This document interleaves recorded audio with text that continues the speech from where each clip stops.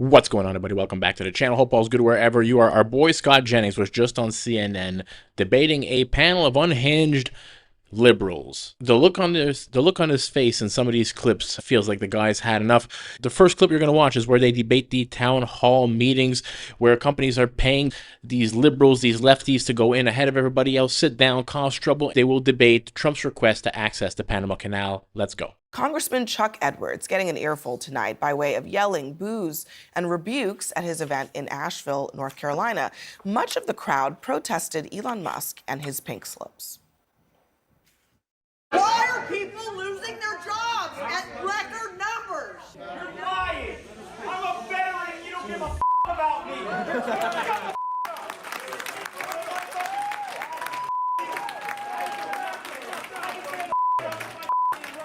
You don't get the You don't get to take away our rights. You don't get to take our rights. Get off of me. You don't get to do it.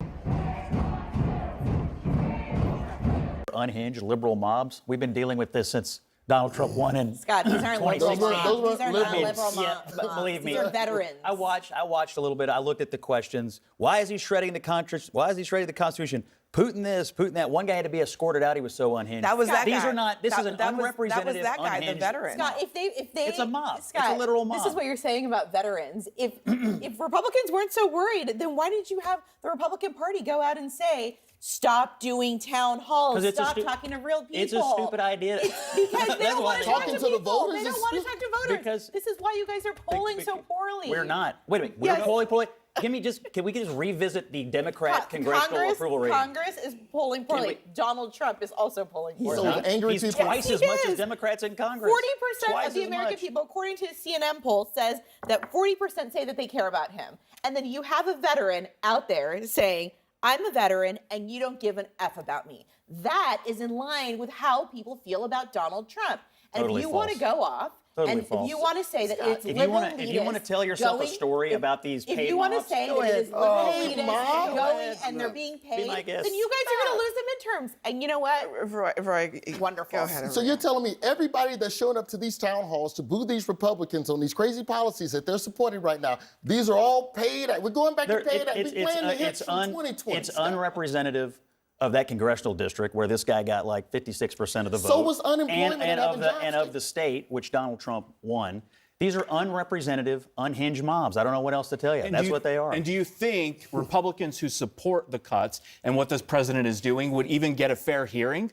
They would get shouted down immediately. The congressman was getting shouted down within seconds of starting his opening remarks. He didn't even get the respect from that crowd to make his case for what he is doing and what he supports. I mean, you've gone through these As the one guy that's actually done this, okay?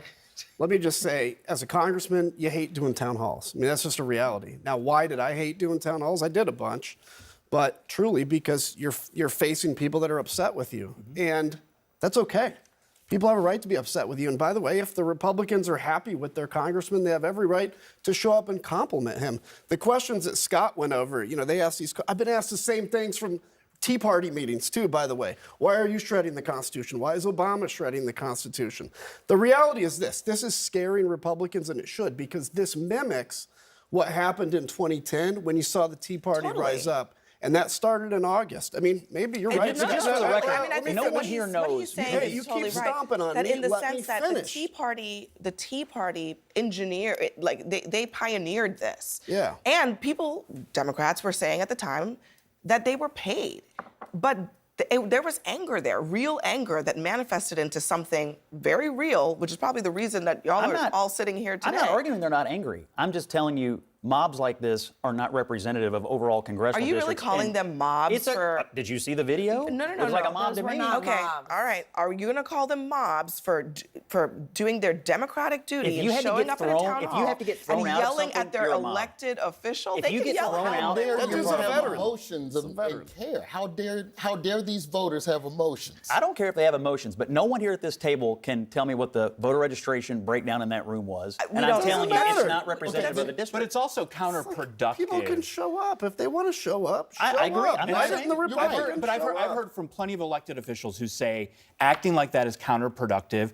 In that moment, you're just, as the congressman or woman who's up there, you're just trying to diffuse the situation so it doesn't escalate and get out of control, not necessarily trying to listen to the arguments that are being made. But I do want to say, I want to give kudos to the congressman for doing this. I want to make sure that's not lost. He didn't have to do this. And he stood there for 80 minutes, and he took it every minute of it. He did, exactly. I think it is true that he stood there, he took the questions, he took the booth. The pressure on these town halls is going to grow. And I would say if your congressman isn't doing a town hall, I demand one. Because can they get out of control? Sure. You can have your friends show up too. And the reality is we are so insulated in Congress from the passions and the questions of our citizens. What does a fair and equal town hall look like then, where there's a fair exchange of opinions and information from elected officials to their constituents? I have an answer for that. There is a better way to do this. Not telephone. Absolutely, it's better. Oh, dude, you can control a telephone. You control. Well, let me finish and I'll explain why. Because that room could hold 375 people, blue and non-mob.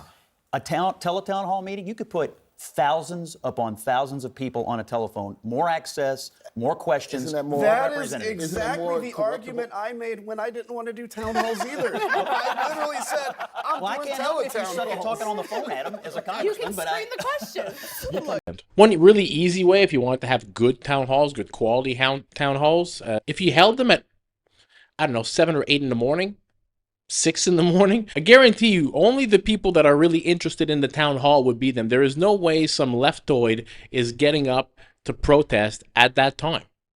It's just not going to happen. They can barely get up for work, these people, let alone get up early to go protest. And Adam Kinzinger, what a joke that guy is. Cried and cried about his pardons because of what he did during January 6th. If he wasn't so freaking corrupt, he wouldn't have to worry about being pardoned by Joe Biden. What a bunch of goofy people. And this panel, they'll take one guy who's a supposedly veteran. Let's say he is a veteran that doesn't like Trump. Look, not everybody that was in the army or is a veteran is going to vote for Trump or is going to vote Republican. There's going to be some people that vote Democrat. I would guess that most of them would vote Republican most of the time, but it's not going to be everybody. And there's some unhinged people in every sector. No matter what job you work in, there's going to be some unhinged people in there. Whether you're in the military, whether you're a civil servant, a police officer, working at Walmart, you're at McDonald's, you're an engineer, you're working on the patch, on the oil rigs, there's going to be some mental cases. Just because one veteran doesn't like Trump. So what? I'm somebody who personally, I like the town hall format,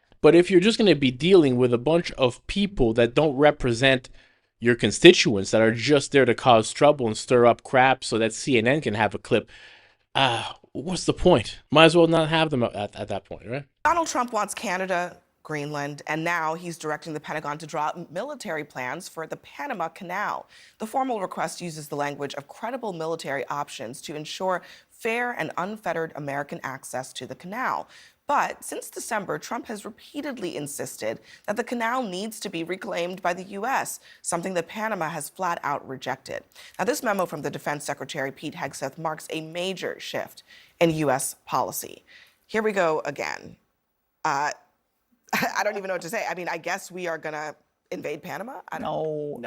Look, are we going to invade? That's what it seems like. Listen. Trump keeps saying he wants to do these things, and then you keep telling me he doesn't want to do it. This is very simple. The Southern Command asked for a range of options from closer coordination with Panamanian security forces all the way to what if we have to take it by force. It is good for the United States to be prepared, and the entire project is about what do we have to do to counter Chinese influence on the Panama Canal, which is a real thing, which everyone acknowledges. We do need to get it back under control. They are violating their treaty obligations. We cannot let China run roughshod over this canal. Didn't a U.S. firm just basically bring the ports that Trump was concerned about back under U.S. control? But we may need some military presence there. It sounds like bluster. No, but just for a second, Scott, as quick as you can, just as a layman, what is China doing at the canal that the U.S. has such a big issue with? They control the ins and outs, and they're also controlling the prices of the things going through there.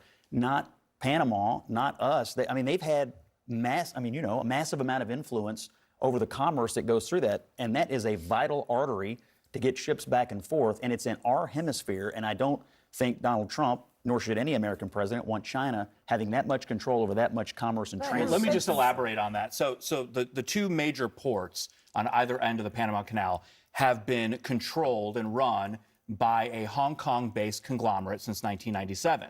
who the Panamanians allowed to run and it. take over. And you know, most people may say, oh, well, Hong Kong, what does that have to do with China? They're autonomous. Well, in 2020, Beijing, the Chinese Communist Party, superseded the Hong Kong Assembly to take over national security and whatever they deemed to be national security. And Scott mentioned the Southern Command. The head of the Southern Command testified in front of the House Armed Services Committee and said that this is critical to Chinese interests. The Panama Canal is part of their long-term plan. From a policy perspective, other than the threat of military force, what is Trump doing about it? Well, I mean, to Scott's point, we have entire files of contingency plans I'm saying at the Pentagon. other than the invasion of Panama, what is Trump doing about this?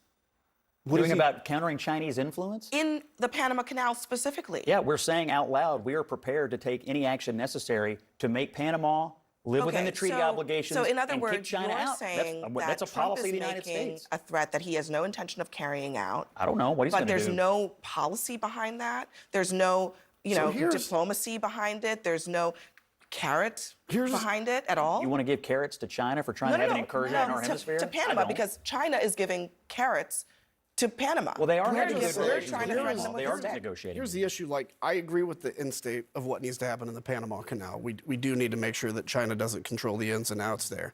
The difference is you don't do this by threatening an invasion. And this is where my issue is with, like, Greenland and Canada are totally separate things, of course. But with that is, like, pretending like you might invade, obviously leaking that you've created invasion plans. I don't see the point in that. Again, I actually agree with the end state of what we need to do in Panama. I don't think we should take back over the Panama Canal.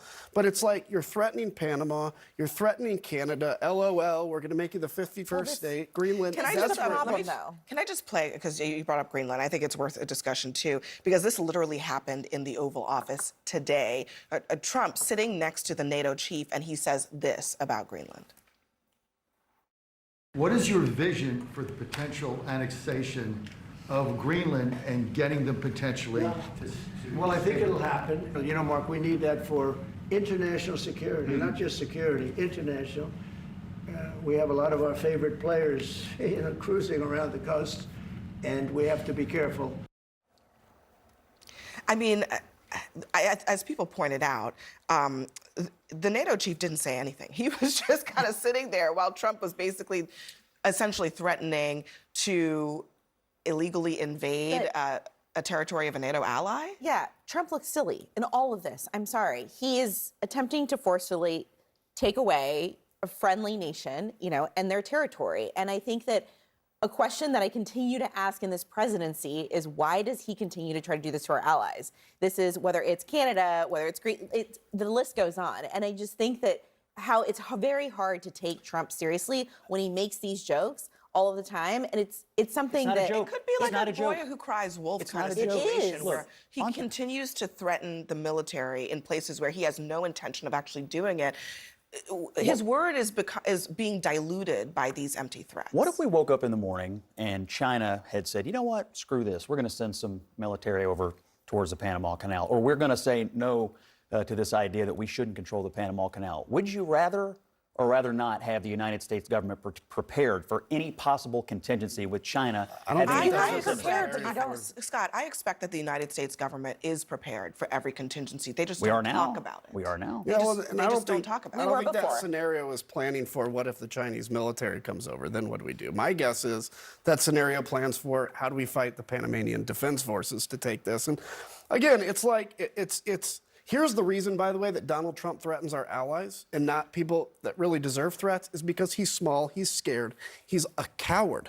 And you can threaten your friends because you know you're not going to start a war over it, and it makes you look really tough. If you tweet in all caps and then you threaten Panama, it makes you look like you're ready to go to war and tough. But he doesn't say much about Iran. He's pretty quiet on that. Certainly Russia. And China he's been quiet on lately. Well, because there's reality with that. We weren't so quiet on Iran when we killed the head of their he's quiet on China That was 6 years ago. I'm talking about I mean, today. he's pretty tough on Iran.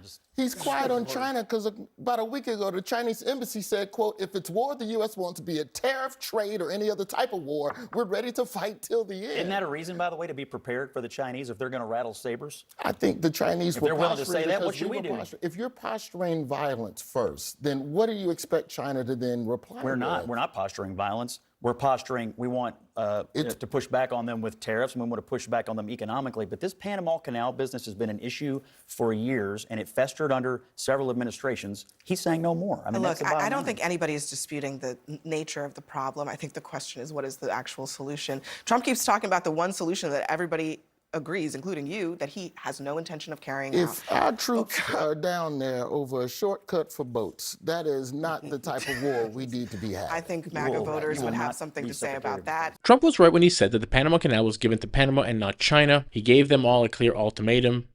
And yes, we should be taking the Panama Canal back, one way or another. The canal is ours. And Trump is right that China right now exerts a lot of influence over the canal. So there is some real urgency here to get this done. There's already results on this. Panama has agreed to end the deal with China. This is being handled fairly diplomatically at the moment, and hopefully it gets all worked out diplomatically. The United States should control the Panama Canal because it's our canal. 70% of the traffic is United States traffic. And on top of that, the most important part, we built the damn thing. The United States spent 10 years building the canal. Thousands of Americans died in the process of building the damn canal. So it's our canal. F China. Let's take it back. I hope you enjoyed the video. If you did, smash that thumbs up button. Consider subscribing to the channel. Help it grow. I'll catch you guys in the next one. Peace out, everybody.